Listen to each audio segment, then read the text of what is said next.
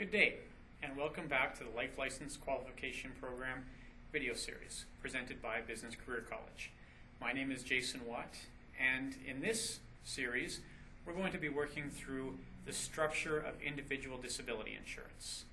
Now, in order to understand disability insurance, we first have to look at sources of income that can be generated when somebody is disabled.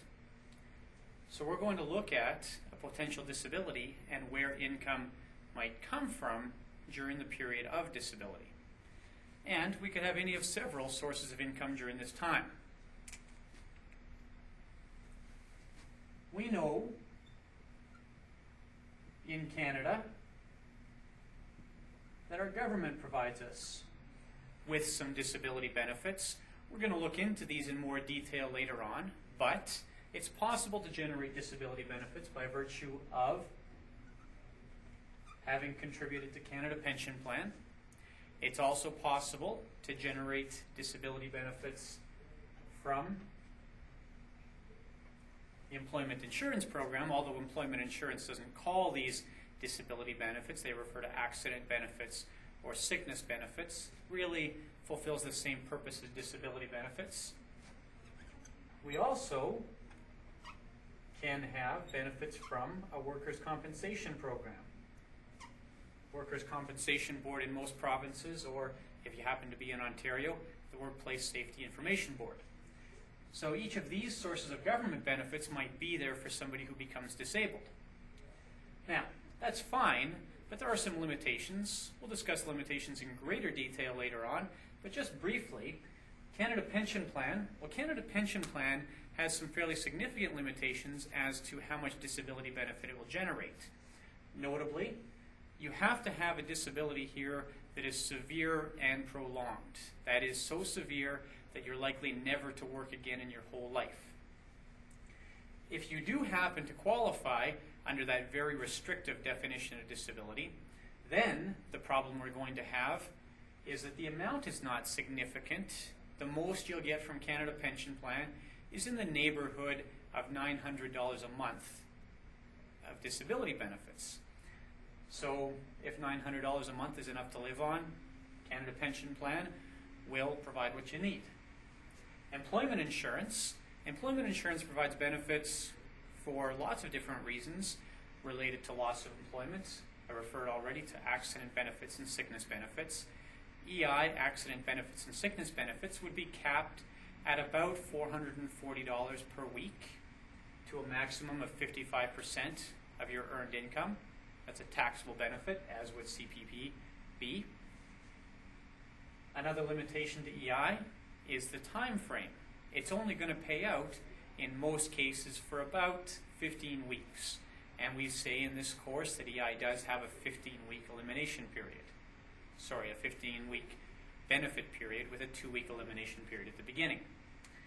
And then workers' compensation and WSIB. Now these vary significantly from province to province, but we find some fairly standard commonalities amongst the different provinces. The biggest limitation to these programs is for a benefit to be paid, the loss has to have happened in the workplace. There are some limitations beyond that, but really what it comes down to is, were you doing the job you were supposed to be doing in the manner that you were supposed to be doing it during the time that you were supposed to be doing it? And if all of those things are true, then WSIB or WCB can pay out benefits. And the benefit here can be fairly significant, somewhere between 75 and 90% of your after-tax income. So generally it's designed to replace your income, comes pretty close to it, and it can pay out for a good long time, and it pays all kinds of other supplemental benefits that vary from province to province. So WCB, WSIB can be pretty good, except that the big limitation here is that the injury has to happen under those approved conditions. So those are our government benefits. Now, we can have also benefits sponsored by an employer. Now we'll talk about this in great detail in a later series of videos.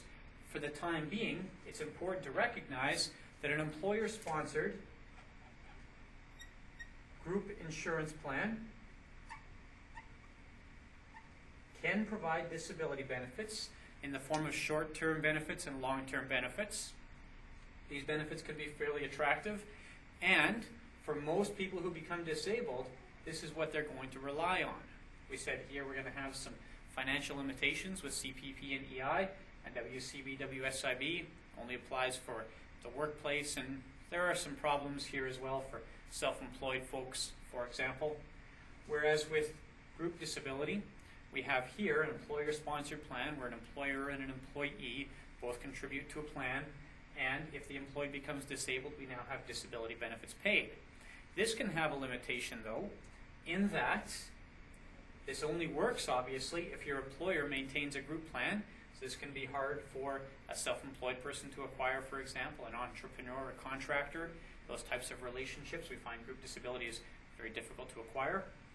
Also, group disability tends to have a limitation based on the evidence collected. Group disability will tend to provide about 2/3 of your income, up to around $2,000 a month, without having provided medical evidence. Some plans give you the opportunity to get additional coverage beyond that amount, but it's something we have to watch for. So group disability can be very good. It's a worthwhile product in most cases. However, it does have the limitation that it does count on your employer to maintain that group benefits plan, and the amount may not replace all the income you were used to achieving. However, these do provide the basis for disability income. Now there are some other possibilities. You might have a rental property, for example, that would generate what we would call passive income. And I'm going to discuss passive and active income more in a few minutes. You might have some savings you could draw on, for example. There are any of a number of sources of savings that can be accessed. When we look at universal life insurance later on, for example, we'll see that it's possible to access the values in your universal life insurance policy if you happen to have those values to help manage a disability. I would suggest, though, that for many Canadians, the ability to access savings is quite limited, and the ability to draw or to count on passive income is quite limited. So we see that we do have some sources of disability income here, but it may not be enough. So if we have a gap that's going to be left, if somebody does become disabled, we need a way to fill that gap.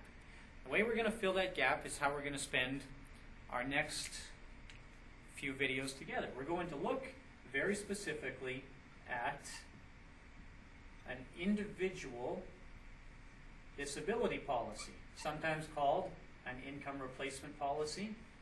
And this individual disability policy, or sometimes called also an individual disability income policy, this individual disability policy is sold on an individual basis, underwritten on an individual basis.